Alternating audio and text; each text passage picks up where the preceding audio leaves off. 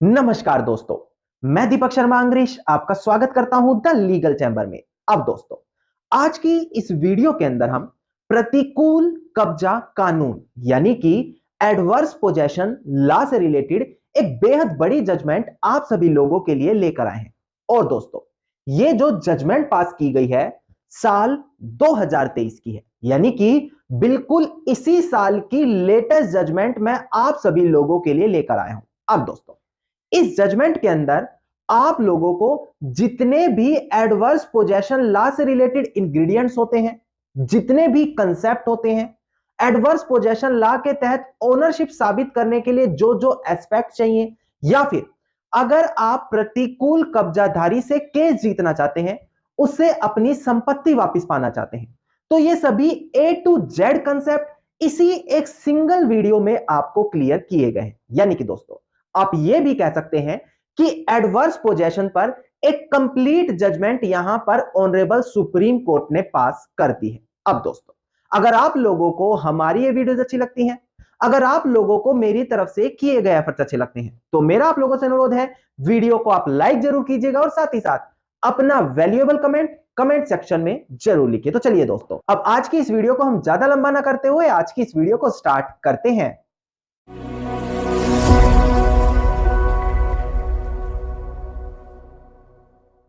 अब दोस्तों, हम बढ़ते हैं अपनी आज की इस वीडियो की ओर। देखिएगा, सबसे पहले आपको क्लियर कर दिया जाए कि प्रतिकूल कब्जा कानून कहते किसको है, क्योंकि हो सकता है कुछ व्यूअर्स हमारे साथ यहां पर फर्स्ट टाइम कनेक्ट हुए हो, उन लोगों को पता ही नहीं कि प्रतिकूल कब्जा कानून कहते किसको है। तो मात्र 1 मिनट लेंगे, यह कंसेप्ट पहले क्लियर कर देते हैं। देखिए, प्रतिकूल कब्जा कानून यानी कि एडवर्स पोजेशन लॉ, जो हमें सेक्शन 27 ऑफ लिमिटेशन एक्ट भी डिफाइन करता है।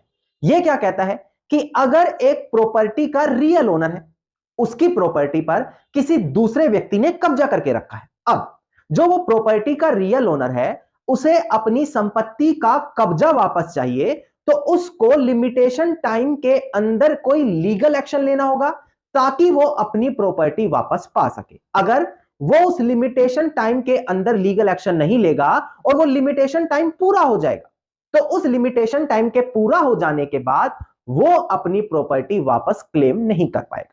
अब क्वेश्चन आएगा कि लिमिटेशन टाइम कितना होता है, कितने समय के भीतर प्रॉपर्टी के रियल ओनर को कोई लीगल एक्शन लेना होगा। देखिए, इसके लिए आपको article 65 schedule 1 of limitation act देखना होगा, जो 12 साल की समय सीमा प्रोवाइड कराता है कि अगर किसी व्यक्ति का प्रॉपर्टी पर कब्जा है और वो 12 सालों से ज्यादा उस संपत्ति पर कब्जा कर लेता है, तो प्रॉपर्टी का जो रियल ओनर है 12 साल पूरा हो जाने के बाद अपनी प्रॉपर्टी वापस पाने के लिए क्लेम नहीं कर सकता। और यही अगर कोई गवर्नमेंट लैंड है, यानी कि किसी सरकारी संपत्ति पर कब्जा है, तो यह समय सीमा बढ़कर 30 सालों की हो जाती है। दोस्तों, इसी को हम एडवर्स पोजेशन लॉ यानी कि प्रतिकूल कब्जा कानून कहते हैं। अब हम लोगों ने इस टॉपिक से रिलेटेड कितनी सारी जजमेंट ऑलरेडी अपने इस चैनल पर आप लोगों के साथ शेयर की है, जहां पर हमने यही कंसेप्ट आपको क्लियर किया है कि प्रतिकूल कब्जा कानून क्या होता है, उसे साबित करने के लिए कौन कौन से पॉइंट एसेंशियल है,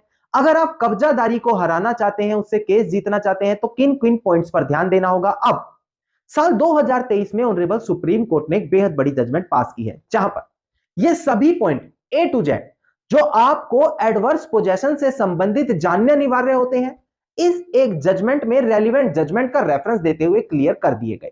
यानी कि अगर आप एडवर्स पोजेशन लॉ के बारे में जानना चाहते हैं, तो आपको अब हजारों वीडियोस देखने की जरूरत नहीं, कानून की किताबें पढ़ने की जरूरत नहीं, आप बस इस वीडियो को पूरा देखें, इस जजमेंट को समझें, आपको ए टू जेड सभी कंसेप्ट क्लियर हो जाएगा। अब सबसे पहले डिस्प्ले पर दिखाकर मैं केस टाइटल आपको क्लियर कर दूं, इसके बाद हम एक एक करके सभी रेलिवेंट जजमेंट आपको क्लियर करेंगे। अब दोस्तों, डिस्प्ले पर ध्यान दीजिएगा, केस टाइटल था हमारा government of Kerala and another, जो प्रेजेंट केस में अपीलियंट है, वर्सेस जोसेफ एंड अदर, जो प्रेजेंट केस में रिस्पोंडेंट है। इसका सिविल अपील नंबर है 3142 और 2010 और डेट ऑफ जजमेंट है 8 अगस्त साल 2023, यानी कि अगस्त 2023 की लेटेस्ट जजमेंट मैं आप लोगों के लिए यहां पर लेकर आया हूं। अब दोस्तों, यहां से अब वीडियो आपको बड़ी ध्यान से देखनी है, कारण यहां से मैं कुछ बड़ी महत्वपूर्ण ऑनरेबल सुप्रीम कोर्ट की जजमेंट आपको क्लियर करता चलूंगा, जहां पर आपको पूरा का पूरा प्रतिकूल कब्जा कानून क्लियर हो जाएगा। एक एक प्रोविजन, एक एक इंग्रेडिएंट्स पता लग जाएंगे और इसके बाद आप खुद ही समझ जाएंगे कि क्या आप ये केस अपना जो प्रतिकूल कब्जे से संबंधित है या तो जीतने वाले हैं या फिर हारने वाले हैं।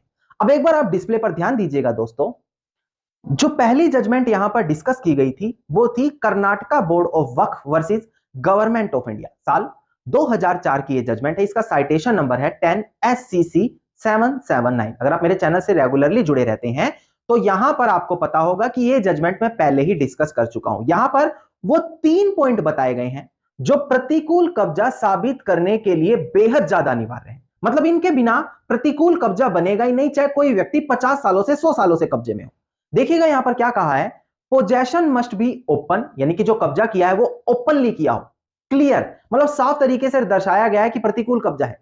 कॉन्टिन्यूअस, लगातार होना चाहिए। एंड होस्टाइल, यानी कि प्रॉपर्टी के रियल ओनर के अगेंस्ट में जाकर होना चाहिए। और ये जो तीनों की तीनों रिक्वायरमेंट है ये वहां पर एग्जिस्ट होनी अनिवार्य है। कौन कौन सी है? नेक्वी, जिसका मतलब होता है कंटिन्यू में कब्जा। दूसरा होता है नेक क्लेम, जिसका मतलब होता है पब्लिकली होना चाहिए कब्जा, पब्लिक नॉलेज में होना चाहिए। तीसरा होता है नेक प्रिकैरियो, जिसका मतलब होता है जो प्रॉपर्टी का रियल ओनर है उसके खिलाफ में जाकर होना चाहिए। यह चीज दोस्तों यहां पर क्लियर की गई थी। अब मैं इसको बता दूं इसके पीछे का कारण क्या है। कई लोग यहां पर परमिशन से आकर प्रॉपर्टी पर बैठ जाते हैं। परमिशन से जब वो प्रॉपर्टी पर आते हैं और कुछ समय बाद वो ये बोलते हैं हमारा तो प्रतिकूल कब्जा बन गया। जी नहीं दोस्तों, अगर कोई परमिशन से कब्जा कर रहा है तो वो परमिसिव पोजेशन कहलाएगा, ना कि एडवर्स पोजेशन। तो ये 3 एसेंशियल पॉइंट होते हैं प्रतिकूल कब्जा कानून को कोर्ट में साबित करने के लिए। अब दोस्तों कुछ लोग क्या करते हैं, लंबे समय से कब्जे में होते हैं, 20 साल, 15 साल, 25 साल, 30 साल, 40 साल, 50 साल। और लंबे सालों में कब्जे होने से वो दिमाग में ये बैठा लेते हैं कि भाई अब तो हम प्रतिकूल कब्जा कानून से मालिक बन गए, जबकि प्रॉपर डॉक्यूमेंट्री एविडेंस उनके पास नहीं है, कोई उनके फेवर में स्टेटमेंट देने को राजी नहीं है। इसके अलावा जो मैंने 3 इंग्रेडिएंट्स आपको बताए वो भी अपने फेवर में साबित नहीं कर पा रहे।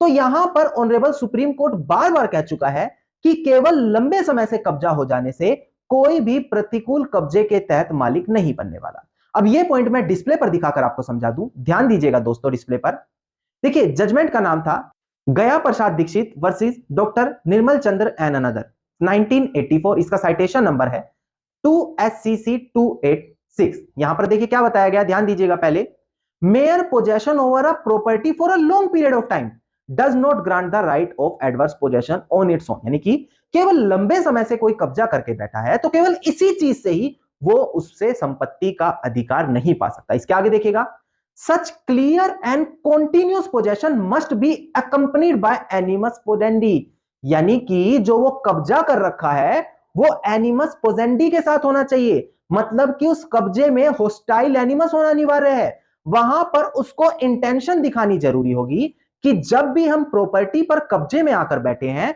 उसी समय से हम एज आ रियल ओनर इस प्रॉपर्टी को पोजेस कर रहे हैं, ना कि जो प्रॉपर्टी का रियल ओनर है उससे यहां पर परमिशन लेकर उसकी सहमति से यहां पर बैठे हैं। एनिमस पोजेंडी मतलब कि हम रियल ओनर को डिस्पोजेस करने से इस प्रॉपर्टी के जो राइट है इस सोच के साथ इस प्रॉपर्टी के कब्जे में आए हैं। यह चीज इस रेलिवेंट जजमेंट में साफ तरीके से निर्धारित कर दी गई थी दोस्तों। अब दोस्तों कुछ लोगों ने पहली बार यह टर्म सुना होगा एनिमस पोजेंडी। इसका ज्यादा कंफ्यूजन नहीं रखना। इसका मतलब होता है कि जो कब्जाधारी है उसकी शुरू से इंटेंशन रही है पोजेशन करने की और प्रॉपर्टी के रियल ओनर को डिस्पोजेस करके इस प्रॉपर्टी से उसका राइट खत्म करने की। यह इंटेंशन दिखानी पड़ेगी और वो कैसे दिखाई जाएगी? होस्टाइल एनिमस के थ्रू। सीधी सी बात है। अब दोस्तों एक और बड़ी महत्वपूर्ण जजमेंट है, वो भी मैं डिस्प्ले पर दिखाकर आपको क्लियर कर देता हूं। देखिएगा दोस्तों डिस्प्ले पर, केस टाइटल था LN अवस्थमा वर्सेस पी प्रकाश। साल 2009 की जजमेंट है 13 SCC 229। इसका साइटेशन नंबर यहां पर देखिए बताया गया है जो एनिमस पोजेंडी है उसकी इंपॉर्टेंस कितनी है। देखिए अगर एक व्यक्ति परमिसिव पोजेशन, परमिशन से कब्जे में आया है और वो जो कब्जा है एनिमस पोजेंडी के साथ नहीं है तो ये एडवर्स पोजेशन नहीं माना जाएगा। और इसके अंदर एक और पॉइंट क्लैरिफाई किया गया था कि अगर कोई प्रतिकूल कब्जा धारक है वो केवल डिफेंस के तौर पर ही यहां पर इसको यूज नहीं कर सकता, बल्कि वो अपना टाइटल परफेक्ट होने के बाद उसे क्लेम की तरीके से रेज भी कर सकता है। सरल भाषा में समझे, अगर एक व्यक्ति जिसका एडवर्स पोजेशन प्रॉपर्टी पर हो चुका है तो वो सेक्शन 34 स्पेसिफिक रिलीफ एक्ट के तहत डिक्लेरेशन सूट अपना फाइल करके प्रॉपर्टी की ओनरशिप पाने के लिए भी क्लेम कर सकता है। यह चीज यहां पर साफ तरीके से निर्धारित कर दी गई थी दोस्तों। अब दोस्तों, यहां पर ऑनरेबल सुप्रीम कोर्ट ने यह भी क्लियर किया था कि अगर एक व्यक्ति प्रतिकूल कब्जे के तहत केस फाइल करना चाहता है तो बर्डन ऑफ प्रूफ किसके ऊपर आएगा। देखिए यहां पर साफ बताया था, देखिए डिस्प्ले पर भी देख लीजिएगा आप, कि अगर बर्डन ऑफ प्रूफ की बात आएगी तो ये उसी व्यक्ति के ऊपर आएगा जो प्रतिकूल कब्जा कोर्ट के सामने क्लेम कर रहा है। और अगर एक लैंड ओनर यानी कि जो संपत्ति का मालिक है, अगर वो अपना मालिकाना प्रॉपर्टी पर दर्शा रहा है तो उस मालिकाना हक को दर्शाने का burden of proof land owner के ऊपर आने वाला है। यानी कि दोस्तों, अगर प्रतिकूल कब्जाधारी कोर्ट के सामने क्लेम कर रहा है कि मेरा प्रतिकूल कब्जा बन रहा है तो बर्डन ऑफ प्रूफ उसी के ऊपर आने वाला है। इसके अलावा एक और बड़ी महत्वपूर्ण जजमेंट है, एक बार डिस्प्ले पर आप ध्यान दीजिएगा। जजमेंट का नाम था दोस्तों state of Haryana versus Mukesh Kumar, साल 2011 की जजमेंट है। इसका साइटेशन नंबर है 10SCC 404। यहां पर यही कहा गया कि भाई अगर एक गवर्नमेंट है, एक स्टेट है, वो किसी सिटीजन की लैंड को पोजेशन में रखे बैठी है तो वो प्रतिकूल कब्जे का दावा वहां पर उस सिटीजन के ऊपर नहीं कर सकती। रीजन डिस्प्ले पर देखिएगा, ये कहता है बिकॉज वो एक वेलफेयर स्टेट है, यानी कि सिटीजन की बेनिफिट के लिए है, और वही अगर प्रतिकूल कब्जा यहां पर अपने सिटीजन के ऊपर चलाएगी तो ये डेमोक्रेटिक स्टेट की श्रेणी में नहीं आएगा। सरल भाषा में समझे, अगर गवर्नमेंट ने आपकी किसी लैंड पर पोजेशन कर लिया है तो वो कभी भी उसकी ओनर नहीं बनेगी, या तो उसे आपकी जमीन लौटानी पड़ेगी या फिर आपको एक वैलिड कंपनसेशन आज भी देना पड़ेगा। ये सभी A to Z पॉइंट यहां पर ऑनरेबल सुप्रीम कोर्ट ने अपनी इस रेलिवेंट जजमेंट में क्लियर कर दिए, जहां पर आपको 3 पॉइंट निर्धारित हो गए कि कौन कौन से 3 पॉइंट इंपॉर्टेंट होते हैं प्रतिकूल कब्जे को साबित करने के लिए। उसके बाद यह बताया कि केवल लंबे समय से कब्जा कर लेने से कोई भी मालिक नहीं बनेगा। एक नया पॉइंट आया एनिमस पोजेंडी, जिसका मतलब इसके बिना अब प्रतिकूल कब्जाधारी मालिक बन ही नहीं सकता, यानी कि एक और बड़ी मुश्किल अब कब्जाधारी के ऊपर आ गई है। इसके अलावा लास्ट में बताया कि कभी भी गवर्नमेंट कब्जा करके खुद को ओनर नहीं बता सकती। धन्यवाद दोस्तों, उम्मीद करता हूं वीडियो के अंदर मिली जानकारी आप सभी लोगों के लिए बेहद ज्यादा लाभदायक साबित होगी। वीडियो के अंदर अगर मिली जानकारी आप सभी लोगों को अच्छी लगी तो वीडियो को आप लाइक, शेयर और कमेंट जरूर कीजिएगा। वीडियो से जुड़ा अगर आप लोगों का कोई भी क्वेश्चन है तो आप कमेंट सेक्शन में भी मुझे लिख सकते हैं। इसके अलावा अगर आप इसी प्रकार की इंफॉर्मेटिव वीडियोस रोजाना ही पाना चाहते हैं तो चैनल को तुरंत सब्सक्राइब करके नोटिफिकेशन बेल आइकन आप जरूर दबा दें।